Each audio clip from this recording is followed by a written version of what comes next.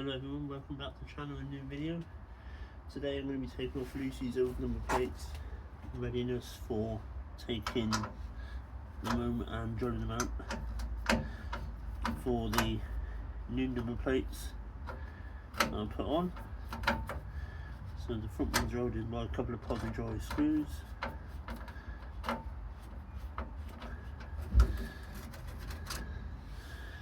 Put that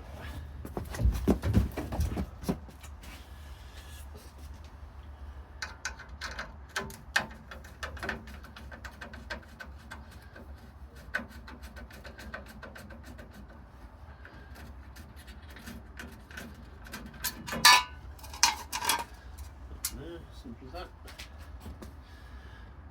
That can go up there.